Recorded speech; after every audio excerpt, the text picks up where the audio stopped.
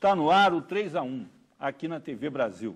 Eu sou Luiz Carlos Azedo e hoje nós vamos debater o aquecimento global.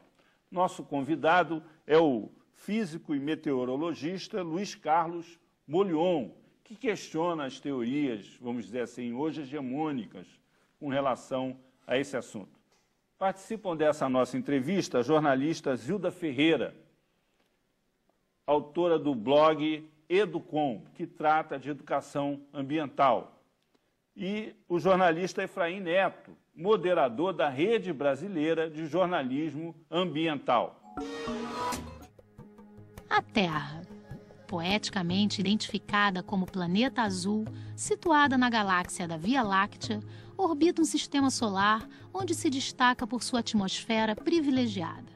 Aqui, em milhões de anos, a vida evoluiu criando um ecossistema complexo e favorável à existência de milhares de espécies vegetais e animais dependentes de uma cadeia alimentar. O ser humano, extrativista, retira seu sustento da terra e do mar. Para viabilizar a agricultura e a indústria, usa diversos tipos de energia, em sua maior parte obtida de combustíveis fósseis, que geram dezenas de poluentes. Ao entrar na segunda década do novo milênio, o maior desafio da humanidade, que é produzir e desenvolver-se sem alterar a atmosfera, se apresenta como a agenda emergencial de todas as nações. Na recente Conferência do Clima, em Copenhague, ficou patente que países ricos, emergentes ou pobres precisam falar a mesma linguagem, se pretendem verdadeiramente, a médio prazo, conter as agressões ao meio ambiente global. Nós vamos iniciar a nossa entrevista com uma pergunta de telespectador. Por que o senhor afirma que não existe aquecimento global? Eu afirmo que não existe aquecimento global porque já ocorreram no passado períodos em que esteve mais aquecido do que agora. Por exemplo, se nós formos ao período dos anos 800 a 1200 depois de Cristo, chamado período quente medieval, as temperaturas estavam mais elevadas do que agora, e naquela época o homem não liberava carbono, não emitia carbono para a atmosfera. Os vikings saíram da Escandinávia e colonizaram as regiões norte do Canadá e sul da Groenlândia, que hoje são regiões geladas. Então você pode ver que naquele período estava mais aquecido do que agora. Entre 1925 e 1946, houve um aquecimento também bastante expressivo, que corresponde praticamente a 70% de todo esse aquecimento que dizem que ocorreu nos últimos 150 anos. Naquela época, houve um aumento de 0,4 graus centígrados entre 25 e 46, e isso, muito provavelmente, foi devido à maior atividade solar na primeira metade do século XX e o fato de que houve um período, esse período, em que praticamente não ocorreu nenhuma grande erupção vulcânica, de tal forma que a atmosfera ficou limpa, transparente, e entrou mais radiação solar e aumentou, então, a temperatura. Note, em 1946, depois da Segunda Guerra Mundial, o homem lançava na atmosfera menos de 10% do carbono que lança hoje. Portanto, fica muito difícil você dizer que o aquecimento entre 1925 e 1946 foi devido à ação humana. Posteriormente, pós-guerra, em que na realidade houve um aumento na industrialização e que passou-se então a emitir mais, o que aconteceu? Um resfriamento global entre 1947 e 76. Doutor E agora Molion, esse mais recente. Doutor Molion, o senhor estava citando aí o caso dos vikings. Sim. Existe um historiador francês chamado Pierre Chani, que foi um especialista em estudos da expansão europeia, e ele disse que os vikings só não conquistaram a América porque houve um período imediatamente após essa chegada deles àquela região lá do Ártico, de resfriamento da Terra. E há uma corrente de cientistas que defende a tese de que, ao contrário do que é a opinião dominante de que estaria ocorrendo um aquecimento global, que nós estamos às vésperas, se é que a gente pode usar essa expressão, em termos de clima, pode. De clima, de um novo resfriamento global, é isso? Essa é a tese que o senhor defende? Então, esse período, que durou mais ou menos até 1250 depois de Cristo, foi seguido por o que foi chamado de uma pequena era glacial, que durou de 1350 até 1920. Quer dizer, recente isso aí. Ele, inclusive, atribui a esse resfriamento as invasões bárbaras, porque eles se voltaram para o continente por causa do resfriamento. Foi exatamente o contrário. Quer dizer, um período frio leva a frustrações de safra e fome. Você tem quadros feitos na época mostrando que o rio Tamisa estava congelado, quadros de 1630, 1650, e faziam feira em cima do rio congelado. Então, se eu for olhar a história, eu diria o seguinte, que no último 1 milhão de anos, a Terra passou por 9 eras glaciais. Cada era glacial dura 100 mil anos. Portanto, 9 vezes 100 mil dá 900 mil. Em 1 milhão, 90% do tempo, o clima está mais frio do que agora. Essas eras glaciais, elas são interrompidas por períodos mais quentes, chamados interglaciais. Esse que nós estamos vivendo, Luiz Carlos, ele começou há cerca de 15 mil anos atrás. E toda a história humana está resumida nesses últimos 10 mil anos. Então, nós estamos no período, como você disse, às vésperas de uma nova era glacial. Na realidade, nós podemos estar já dentro de uma era glacial, uma vez que esse nosso interglacial está já com 15 mil anos, segundo os estudos paleoclimáticos. Então, existe uma variabilidade em cima dessa queda muito lenta. Vai demorar 100 mil anos para chegar a 8, 10 graus abaixo do que está hoje. Mas em cima disso, há uma ondulação, né?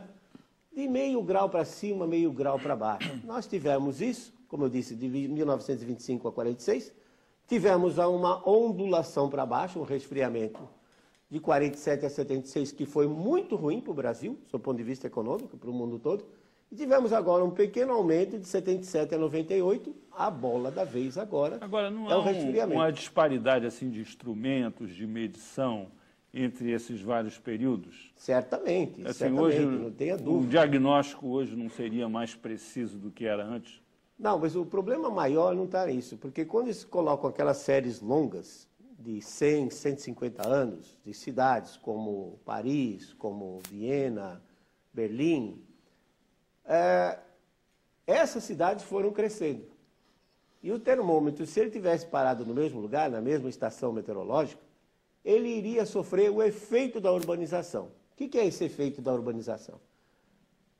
Chove, se a região é vegetada, tem infiltração de água, a água, ao evaporar, refrigera a superfície. Quando a cidade, então, se urbaniza, o asfalto e o concreto faz com que a água, ao cair, escorra e vá embora. Então, hoje, as cidades não têm água para evaporar. E o mesmo calor do sol faz com que as temperaturas urbanas sejam mais elevadas do que o seu entorno. São Paulo, por exemplo, da ordem de 3 graus. Já existem estudos aqui no Rio de Janeiro que mostram também, dependendo da região, da ordem de 3, 4 graus. Então, o efeito chamado, que é conhecido como efeito de ilha de calor urbana, isso interfere na temperatura. Então, mesmo o termômetro, mesmo que ele esteja calibrado, ele vai mostrar temperaturas mais elevadas. E não tem como tirar esse efeito da urbanização da medida. Não tem como tirar. Aí dizem, se você selecionar uma cesta de termômetros no mundo todo que esteja localizada nas grandes cidades, o que vai ocorrer, a tendência desses termômetros é mostrar uma temperatura sempre crescente. Mas quando você usa satélites, que cobrem o globo todo, inclusive as regiões oceânicas, mostra que nos últimos 20 anos há um ligeiro decréscimo, tirando o pico do El Niño de 1997 e 98, que os El Niños tendem a aquecer a atmosfera terrestre. Ele está de volta agora, esse ano. Mas esse aí é fraquinho. E esse deve morrer agora em fevereiro, estourando em março, e não vai afetar. Ao contrário, ele deve virar para um laninha frio. Então, quando você olha as imagens, os dados tirados pelo Você está dizendo que o ano que vem será um ano frio? Mais frio. Com invernos frios. Essa é a tendência. Geadas no sul, sudeste, temperaturas frias, e para nós aqui, relativamente mais seco durante o período seco, ou seja, esse período de abril até outubro, mais seco do que o normal. Professor, nossa validação científica com relação aos estudos climáticos, ele está baseado nos modelos numéricos. Isso. E o nosso sistema de pesquisa climática tem avaliado e disposto à sociedade determinados resultados. De que maneira o senhor avalia isso? Bom, Efraim, modelos nada mais são do que programas de computador, né? Alguns são sofisticados, chega a ter 800 mil linhas, 1 milhão de linhas. Esses modelos, eles tentam reproduzir os processos físicos que ocorrem na atmosfera. Só que a atmosfera terrestre, ela depende de processos físicos externos, por exemplo, variação na atividade solar, erupções vulcânicas, tsunamis ou terremotos influenciam na distribuição de calor nos oceanos e depende também dos processos oceanos, por exemplo, que são muito maltratados nesses modelos, particularmente no que se refere a transporte de calor. Um modelo de clima, por exemplo, não consegue reproduzir um El Niño. Ele não consegue reproduzir essa variação decadal do Pacífico, né, que dura 25, 30 anos o Pacífico se aquecendo nos trópicos, depois vira, se esfria. E o Pacífico ele ocupa 35% da superfície terrestre. E a atmosfera é aquecida por baixo. Então, quando a temperatura do Pacífico muda a atmosfera e muda o clima. Esses modelos, eles fazem projeções, Efraim, em cima de cenários hipotéticos que jamais vão ocorrer. E os modelos em si são deficientes. Então, por exemplo, se eu fosse acreditar no modelo, eu gostaria de ver esse modelo prevendo, entre aspas, o passado. Porque os passados eu já tenho dados, né? E fizeram isso.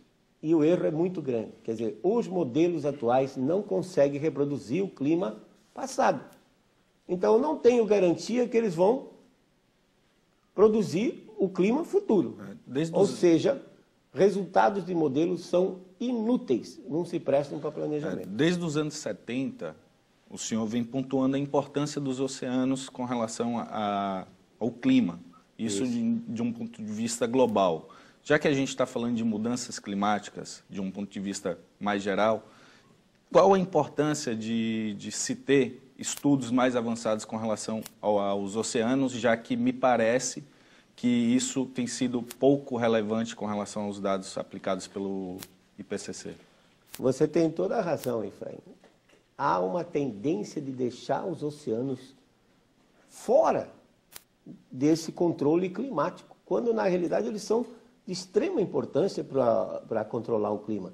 Nós estamos falando num planeta que tem 71% de cobertura de água, com uma profundidade média de 3.800 metros. Quer dizer, essa massa de água é um reservatório de calor enorme, que suaviza as mudanças climáticas. Por isso que as mudanças não são tão grandes. Elas se mantêm mais ou menos em torno de 0,5 grau para cima, 0,5 grau para baixo, graças aos oceanos. Recentemente,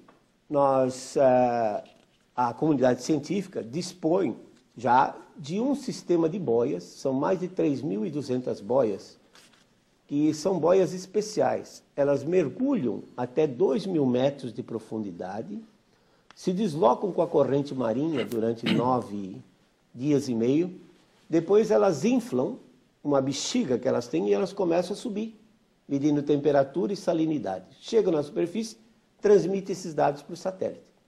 Então esse sistema ficou completo em 2002. E a análise dos dados dessas boias mostra que o conteúdo de calor dos oceanos está diminuindo. O que significa que os oceanos globais estão se resfriando e eles, ao resfriar, eles vão levar a um resfriamento global e não a um aquecimento. Então nós temos dois fatores importantíssimos: o Sol que tem um ciclo de 90 anos, que está entrando em declínio agora, e vai ficar assim até o ano 2032, e os oceanos que essas boias indicam que está esfriando. Esses dois fenômenos que são fundamentais, dois controladores básicos do clima terrestre, vão levar a um resfriamento global para os próximos 20 anos, que é muito pior do que um aquecimento. O que torna mais confiável esses estudos que o senhor veio falando? O fato de você ter uma base de dados mais ampla ou ter instrumentos de medição mais precisos? A ciência tinha uma ignorância muito grande dessa chamada interação oceano-atmosfera.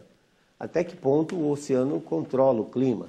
Até que ponto o oceano controla a concentração de gás carbônico no ar? O oceano tem 60 vezes mais carbono do que a atmosfera. E você tem um aspecto bastante interessante aqui. A solubilidade do CO2 no líquido, ela é inversamente proporcional à temperatura. Traduz isso aí para o cidadão. Explico para o ouvinte. É o fenômeno do refrigerante. Você pega o refrigerante gelado, na hora que você abre, você vê que está saindo gás. Tá? Se você deixa ele aberto na temperatura ambiente, o que acontece? Ele perde o gás. A gente vê isso diariamente. Por que ele perdeu o gás? Porque o líquido aqueceu e expulsou o gás que estava em solução. Agora, transfira esse fenômeno do dia a dia para 71% de oceanos que cobrem a superfície terrestre. Se os oceanos aumentam por conta da atividade solar, aumenta sua temperatura, eles vão expulsar mais CO2. E mais CO2 fica na atmosfera. Quando os oceanos resfriam, como nas eras glaciais, eles tendem a absorver mais e a concentração de gás carbônico diminui. Portanto, ainda existe muita ignorância da nossa parte. Para isso, a necessidade de medições, e são caras. Fazer medições no oceano são caras, muito caras. Nós precisamos entender melhor como é que esses oceanos interagem, transportando calor para fora dos trópicos, como é que esses oceanos interagem, controlando o CO2 e o metano que está na atmosfera. Eu vou fazer uma pergunta que é uma acusação dos ambientalistas. Acusação? É. A tese que o senhor defende de que o planeta está esfriando e não aquecendo é também defendida pelos pesquisadores próximos a empresas petrolíferas, a grupos econômicos ligados aos combustíveis fósseis e ao agronegócio. Quais são as principais diferenças entre a sua tese e essa linha argumentativa defendida por esses pesquisadores? Eu me dedico exatamente à ciência. Eu posso argumentar o contrário, inclusive, né? Por exemplo, há umas 4 semanas atrás, os hackers entraram nos computadores da Universidade de East Anglia, na Inglaterra, na Climate Research Unit, a unidade de pesquisa do clima, que é o braço direito do IPCC e que mantém o aquecimento global. Entre outras coisas, eles baixaram mais de 1000 e-mails em que os pesquisadores da Inglaterra estavam trocando entre si e com os americanos para como ajustar os dados para que eles continuassem dando aquecimento global. Baixaram uma planilha de Excel e, pasmem vocês, entre 1995 e o presente, eles receberam mais de 13 milhões de libras esterlinas, 22 milhões de dólares. E entre os doadores desses últimos anos estão as empresas de energia limpa, particularmente aerogeradores, né? Turbinas eólicas. Então a gente pode argumentar exatamente o contrário, que esse pessoal estava recebendo muito dinheiro para forçar um aquecimento global que não existe. Eu, da minha parte, sempre me dediquei a estudo de clima. Eu diria, sem falsa modéstia, que eu sou o climatologista de formação, que eu sou meteorologista, além de físico, sou meteorologista, sou o mais sênior desse país. Eu comecei a estudar clima em 1970, são 40 anos. A minha tese de doutorado, em 75 a 35 anos atrás, foi Impacto do desmatamento da Amazônia no clima global e clima local. Você vê que eu já estava, há 35 anos atrás, estava me preocupando com isso. Fazer uma pergunta, continuando. Nós vamos ter que fazer um breve intervalo E voltamos daqui a pouco, no 3 a 1, aqui na TV Brasil, entrevistando o professor Luiz Carlos Molion.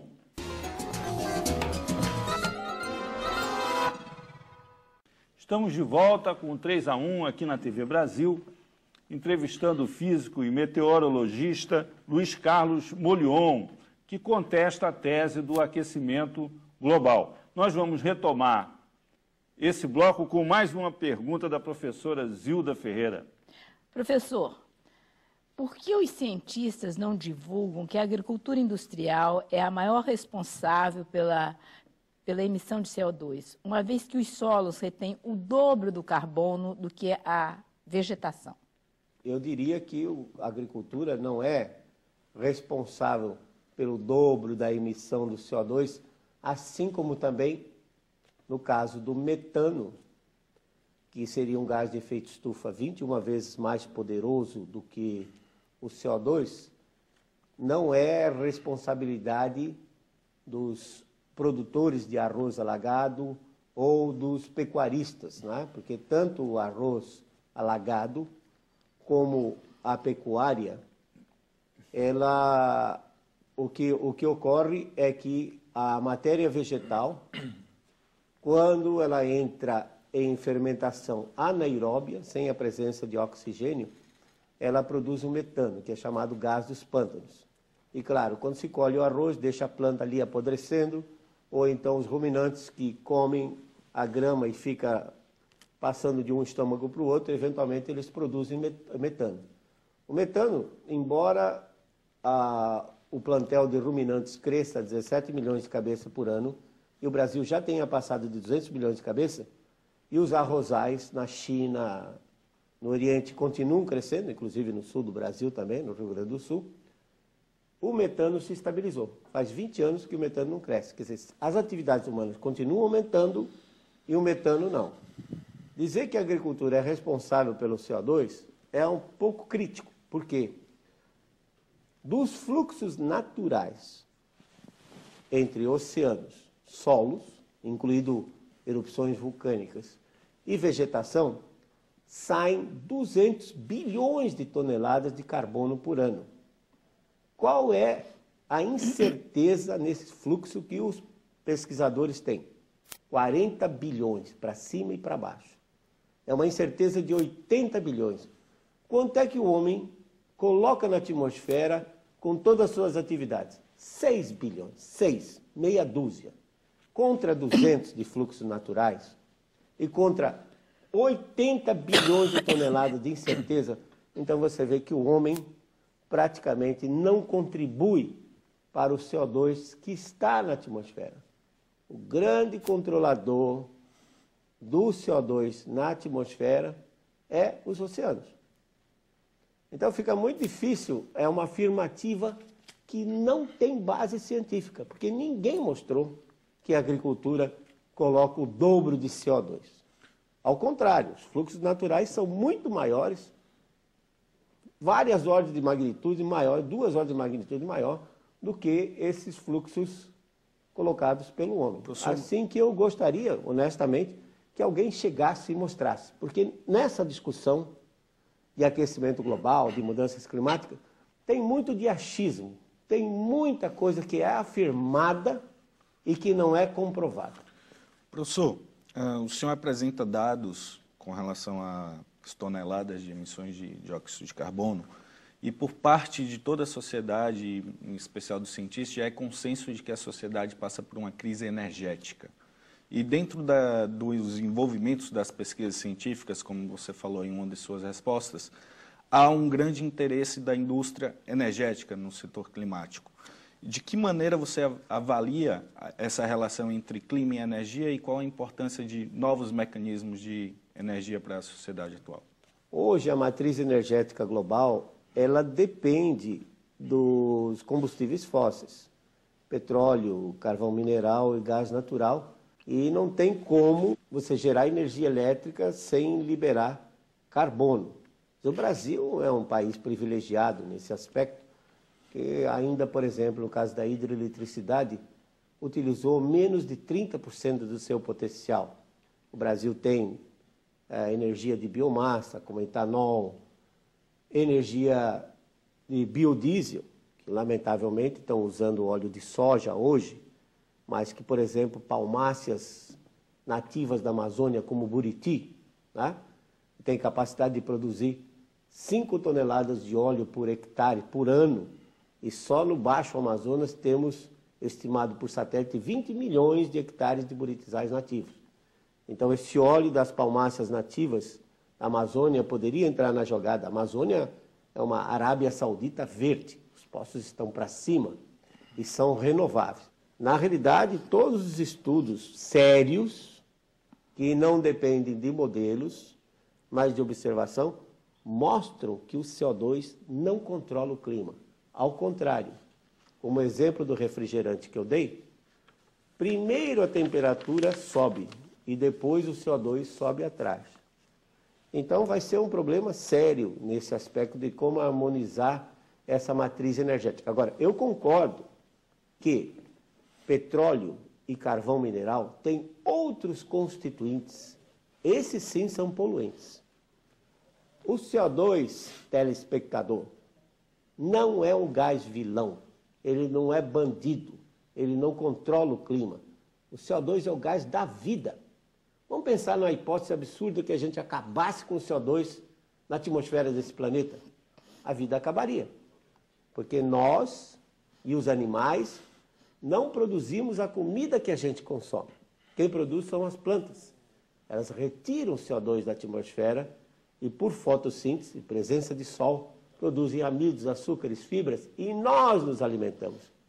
E já foi comprovado, através de centenas de ensaios agronômicos, que toda vez que se dobra a quantidade de CO2, a produtividade de plantas como trigo, soja, milho, arroz, aumenta de 30% a 50%. Então, é errôneo, né, dizer, muito que se vê às vezes na televisão, dizer que CO2 é o vilão. Não, CO2 não é vilão.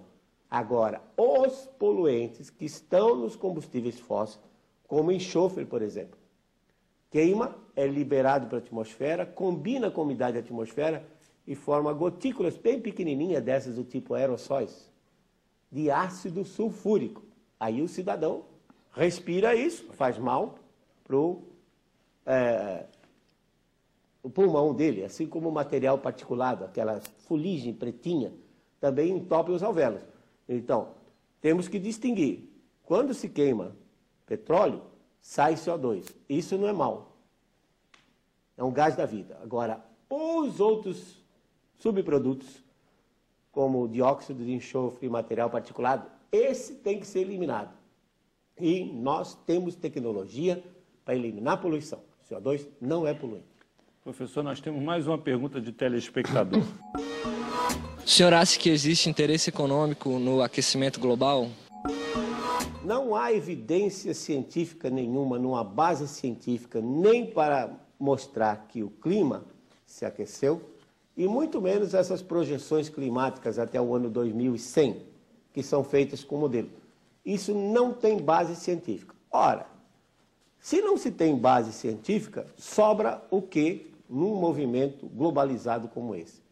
Interesses econômicos. Então, eu não tenho dúvida que o que está por detrás disso são os interesses econômicos e, ao mesmo tempo, os políticos se aproveitam disso para se projetar. Uma constatação agora de que o chamado buraco na camada de ozônio é que está mantendo as geleiras do Ártico. Isso é verdade?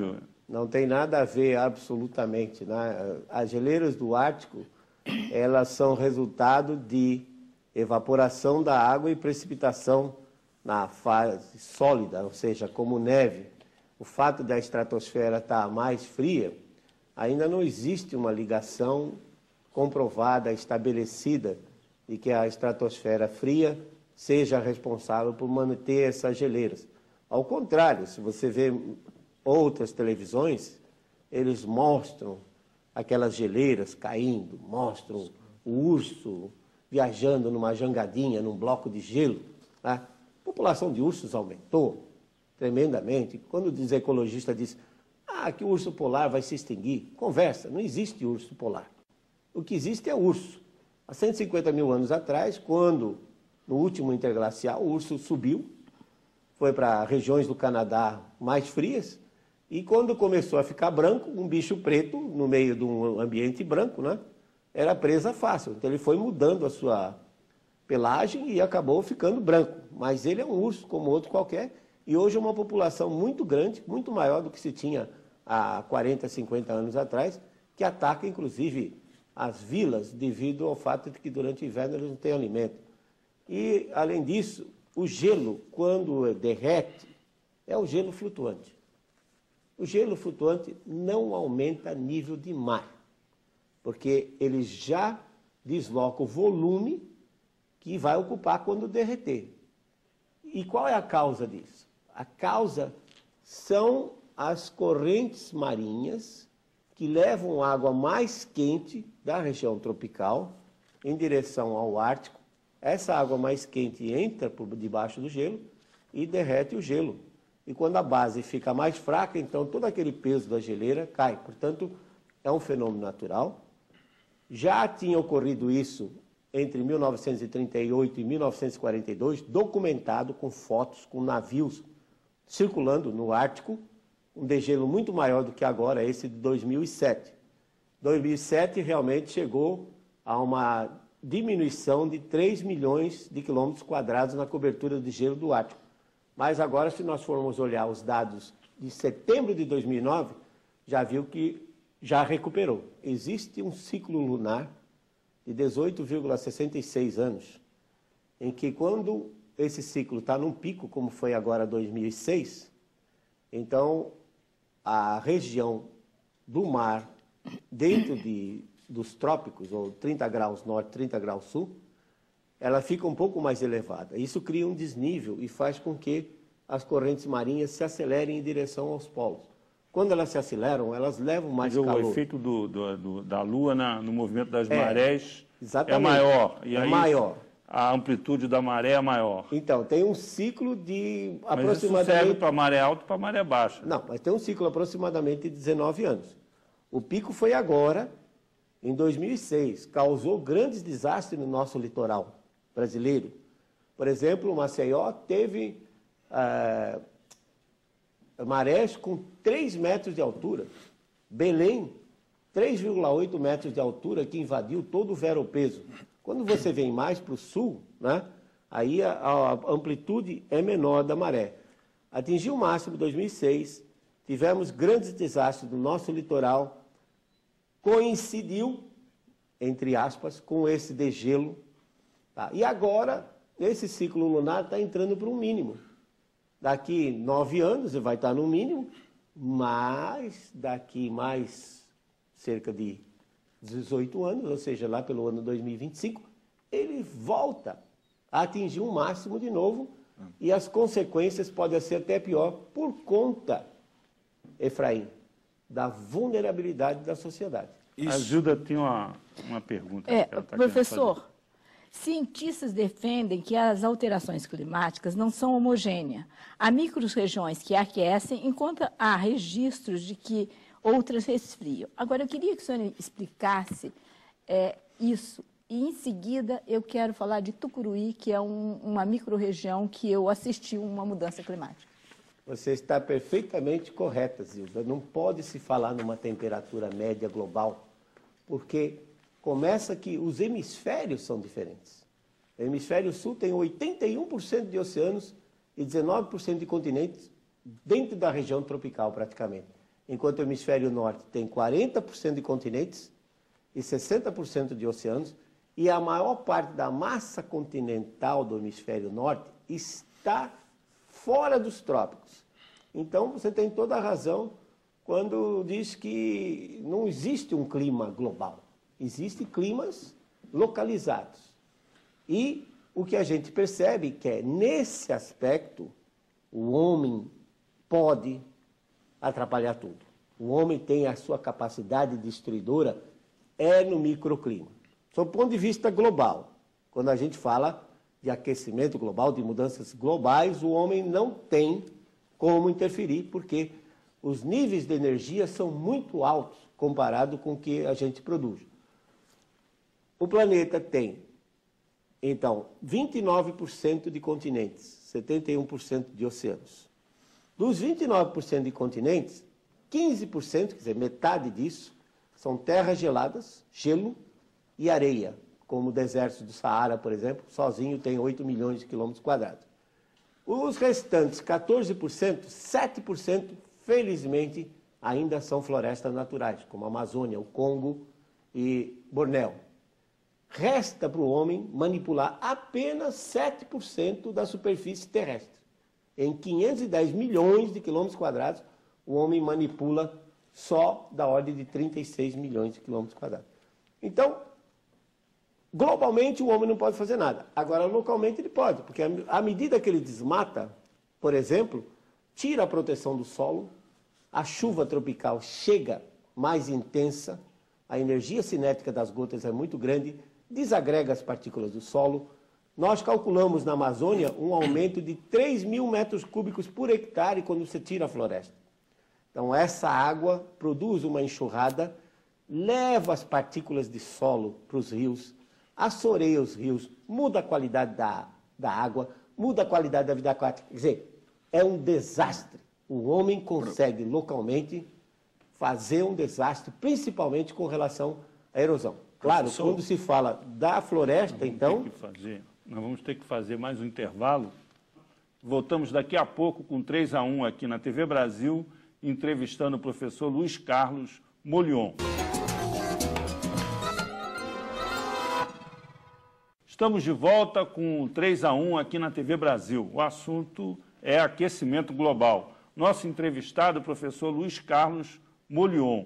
Participam dessa conversa o jornalista Efraim Neto e a jornalista Zilda Ferreira, que vai retomar a entrevista com uma pergunta sobre Tucuruí. Professor, como o senhor explica a proliferação de mosquitos na região de Tucuruí, onde há registros de mortes por picadas de mosquitos? 800 ataques por minuto em consequência do desequilíbrio ambiental. Eu entrevistei vários moradores do entorno e eles me asseguraram que houve uma mudança de clima, de fato, um aquecimento na região. Perfeito, Zilda. Isso aí é documentado, né? A gente tem experimentos feitos em vários outros países. No Brasil, infelizmente, não se fez isso. Eu fui até convidado a colocar uma rede para medir, por exemplo, as consequências no caso de Itaipu, não de Tucuruí, mas tem colegas da Universidade Federal do Pará que trabalham em Tucuruí e eles realmente mostram que no momento que você coloca um lago de 2.400 quilômetros quadrados, como é o tamanho de Tucuruí, esse lago modifica o microclima, a região em torno. E o desequilíbrio ecológico, como você está mencionando, de fato ocorre. Quer dizer, hoje tem uma superfície de água líquida que dura lá o tempo todo. Então, a proliferação de mosquitos, sem dúvida, é uma das consequências graves para a população que está em torno do lago. Eu diria que, no caso de hidrelétricas, claro, nós cometemos erros no passado, não tenho dúvida. Acho que uma das maiores aberrações é a usina hidrelétrica de Balbina, que cobriu 2.400 quilômetros quadrados de floresta, sem retirar a floresta, para uma potência instalada de 250 megawatts, que não gera 150. Eu escrevi um artigo recentemente onde eu mostro que se a gente mantivesse o manejo da madeira nesses 2.400 quilômetros quadrados, daria para implantar uma termoelétrica a lenha 4 vezes mais potente do que Tucuruí gera hoje. Temos outras aberrações, como o Lago de Sobradinho, no São Francisco, que é uma área de 4.214 quilômetros quadrados na sua cota de operação, perde, Luiz Carlos, para a atmosfera 400 metros cúbicos por segundo. São 400 mil litros de água por segundo que evaporam, entram, são levados pelas correntes aéreas, pelos ventos, para precipitar na Amazônia. Então, nós fizemos grandes erros, mas temos um exemplo, por exemplo, bem sucedido, que é Itaipu, que com um lago de 1.360 metros quadrados, temos uma potência instalada de 14 gigawatts e é a maior hidrelétrica do planeta. Professor, quando a gente tem pontuado as questões com relação às mudanças climáticas, em especial a imprensa, o grande símbolo são as geleiras.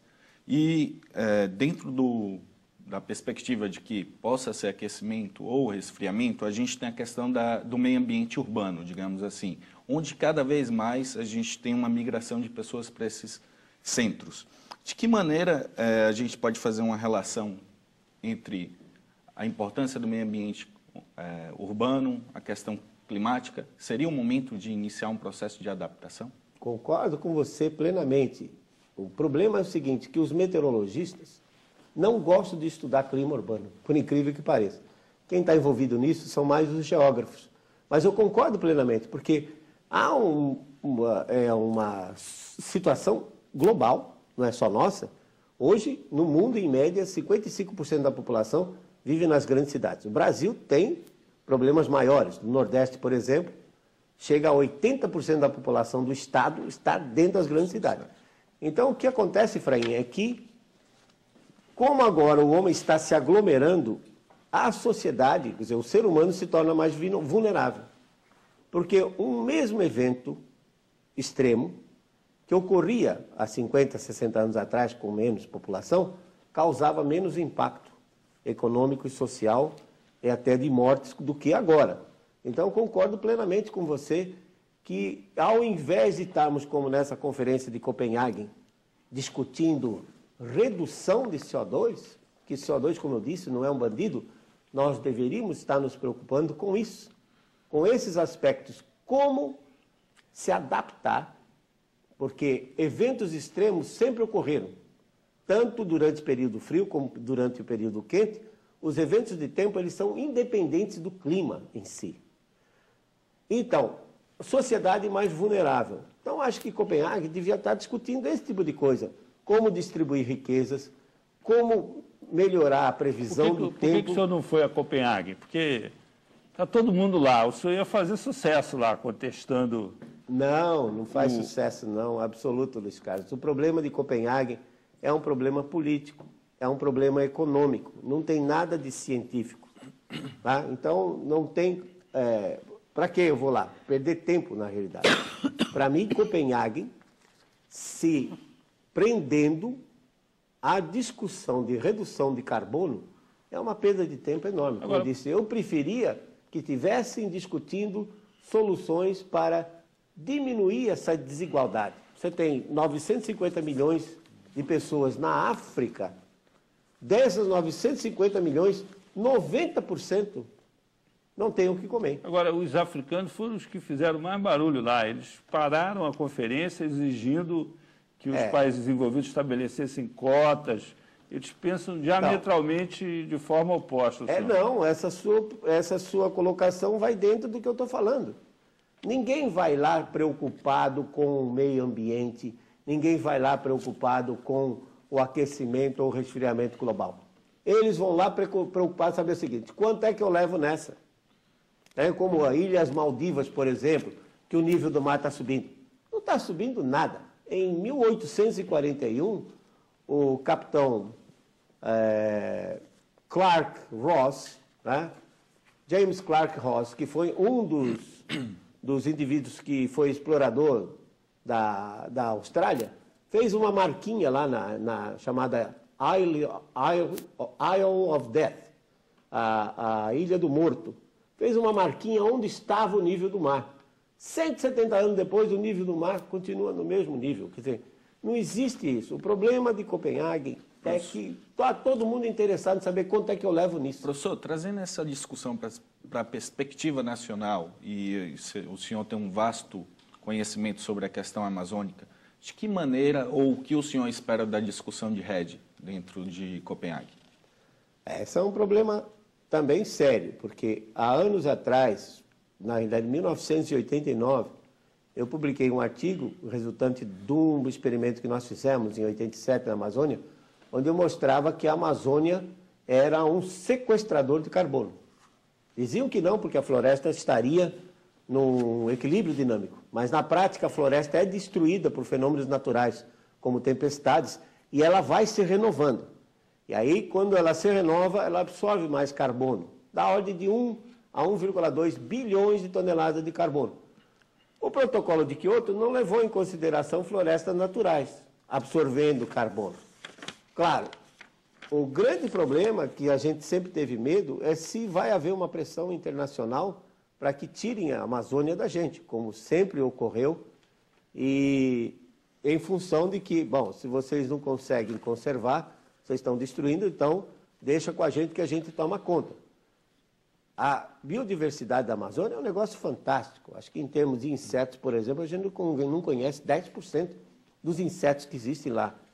A possibilidade de você tirar das plantas alcaloides, aminoácidos e tudo mais é um negócio fantástico para essa química, né? Química fina. Eu citei oleaginosas, que são as palmáceas como buriti, babaçu, que produzem óleos finíssimos, em grande quantidade, que não são utilizados. A petroquímica foi desenvolvida, a oleoquímica não. Então poderia ser, porque até de óleo de palmácea eu posso fazer plástico. Dizem que as nossas emissões, 75% vêm da destruição da Amazônia. É mentira. Esses cálculos estão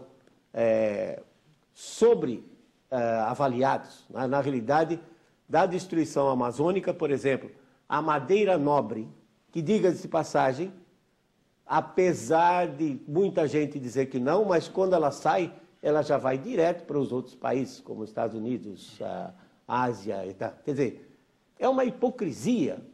Essas pessoas que falam contra a destruição são elas as que promovem a madeira nobre, que é onde está o carbono, são as árvores grandes.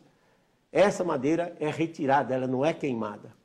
Então, quando diz que 75% das nossas emissões vem da queima da Amazônia, está completamente errado. Possivelmente, as emissões da Amazônia não cheguem a 35%, estourando 40%. Agora, o senhor tem publicado trabalhos científicos defendendo essas teses, porque o senhor está contestando 99% de tudo que se escreve, se fala, se...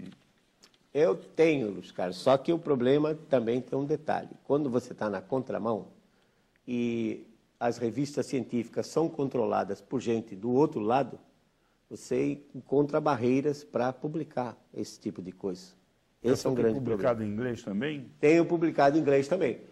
O primeiro artigo que eu publiquei em inglês contra o aquecimento global foi na revista Geofísica, do Instituto Pan-Americano de Geografia e História, com sede no México, em 1995. Há 15 anos atrás, eu publiquei um artigo com o nome Global Warming, a Critical Review, uma revisão crítica do aquecimento global.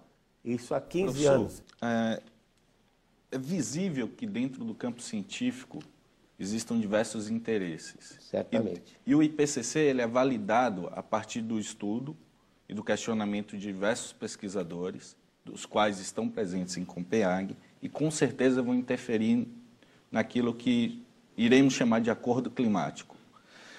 De que maneira o senhor avalia a participação dessas revoluções estruturais da ciência, das interseções que a ciência faz com outros campos, como a própria geografia, que é uma ciência que acabou sendo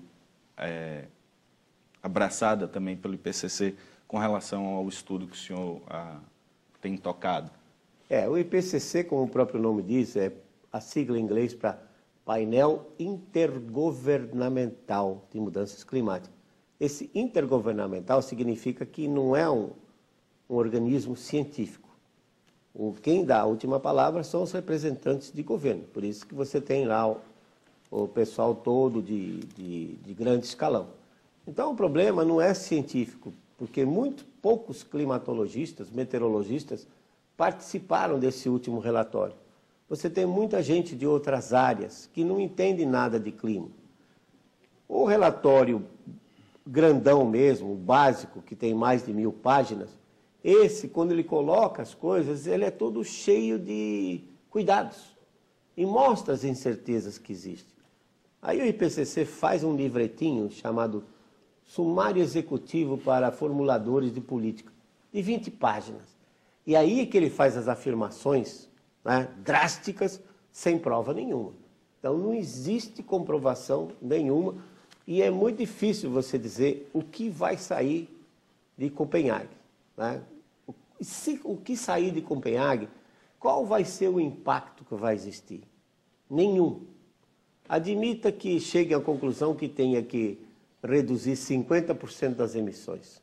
Se hoje as emissões são 6 bilhões de toneladas, reduzir para 3, isso não é nada, como eu disse, comparado com os fluxos naturais, que somam 200 bilhões de toneladas. E as incertezas, 40 bilhões para cima e para baixo, quer dizer, 80 bilhões na incerteza.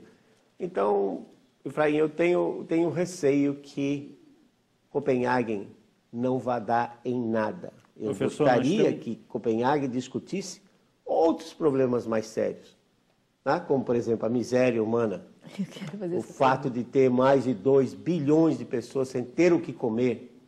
Professor, a África. Nós temos mais uma pergunta de telespectador. O senhor concorda que o mundo está com os dias contados?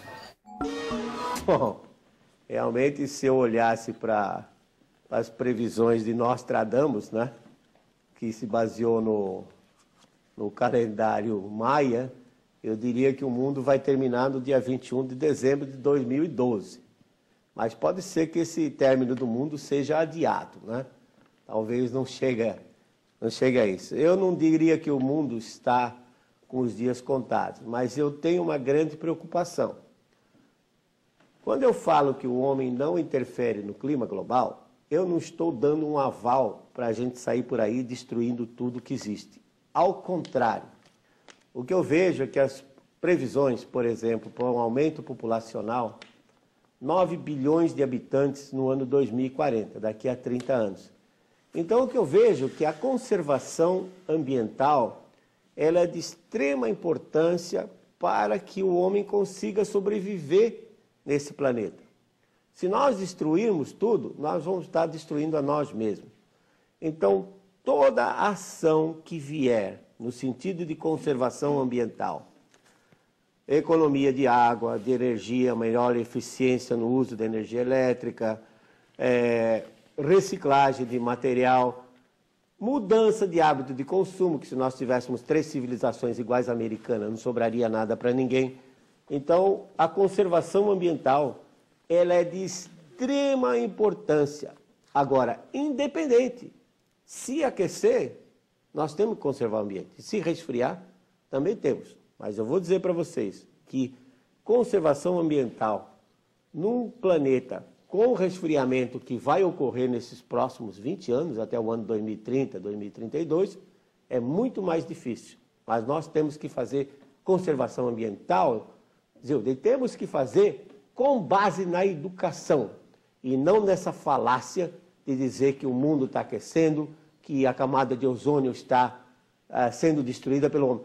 Eu fico preocupado, porque eu vejo no livro das crianças, da 4ª e 5ª série do ensino fundamental, essas coisas. Que o homem está destruindo a camada de ozônio, que o homem está aquecendo o globo. E não é verdade. Hipóteses não deveriam estar nesses livros das crianças, porque, na realidade, isso não é uma educação. Isso, na minha opinião, é uma lavagem cerebral.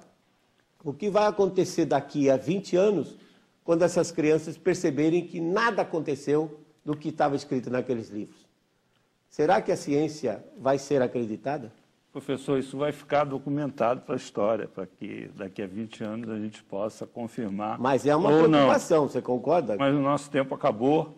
Infelizmente, nós vamos ter que encerrar o programa. Agradecemos a participação da jornalista Zilda Ferreira, do jornalista Efraim Neto, do professor físico, meteorologista Luiz Carlos Molion, que nos honrou com a sua participação aqui no 3-1 na TV Brasil, nadando contra a maré, porque ele discorda da tese do aquecimento global. Até a próxima quarta-feira aqui na TV Brasil com o 3-1.